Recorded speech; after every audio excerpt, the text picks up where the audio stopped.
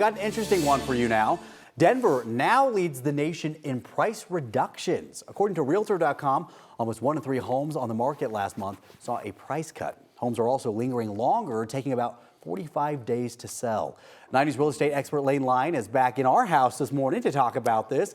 Lane is a realtor and managing broker at Caldwell Banker. Lane, good morning. Hey, good morning. Great to see you. Thanks for having me on. Well, thank you for talking about this, because I can imagine this is maybe not so good news for the sellers, but for the buyers, a little bit of a different situation. Well, it's all about strategy, and I have to say, I think news is getting out about this, because just last week alone, I had 2 sets of buyers in town, one from Seattle, the other from Salt Lake City, both interested in buying homes in Denver because prices are lower here. Okay, interesting. Right now, anyway. Yeah. And a big reason for that, of course, is oversupply. In fact, according to that same Realtor.com study, we are up with inventory about 88% compared to before the pandemic, which was a while ago, 2019. If you think about it, time has gone by pretty fast.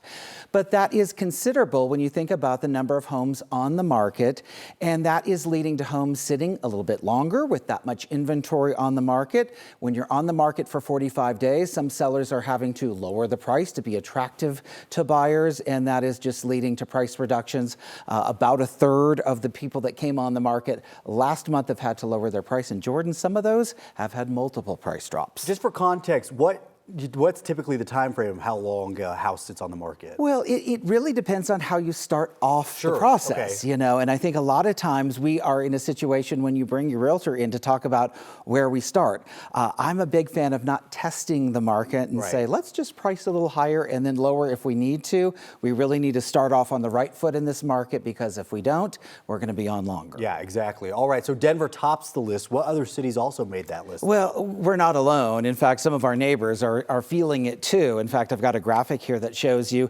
Denver at the top, according to Realtor.com. Phoenix, Arizona, right behind us, again, with about a third of listings having price drops as well. Austin, Texas, with 70% of their listings as well, or I should say more inventory than before the pandemic. Tampa, Florida, Dallas, Texas. So kind of south and west, Jordan, what I make of that is these are areas that had huge value gains like we did.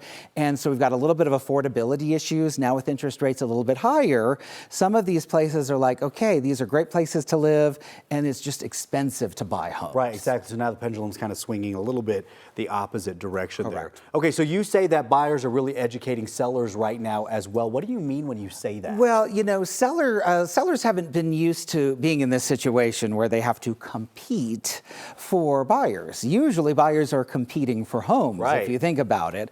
So I'll give you an example. I've been writing some offers for buyers recently, and if we go in a little under the asking price, we oftentimes get a counter back from the seller.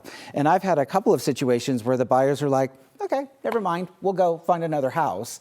And oftentimes I'll hear back from that listing agent, wait, don't go nowhere. No, don't leave us. We can incentivize you. Let's figure this out. Like, don't go find another house. And we end up negotiating that way. So I think that sellers are being very reactive in that way. My advice, if you need to sell your house, is be proactive. Don't price your house necessarily against your neighbor that sold a year ago.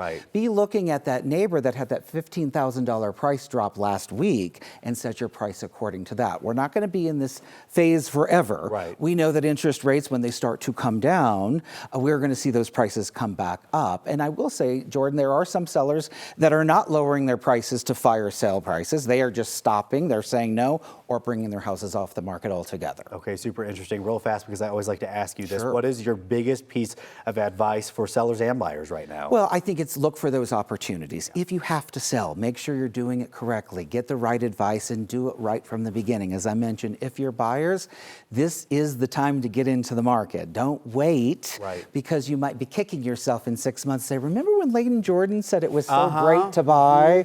So look for the opportunities on both sides. And remember, you can always refinance should that interest rate change. Exactly. Get in when the prices are low and then wait for the rates to change. All right, Lane, thank you as always. Appreciate it. We'll be right back.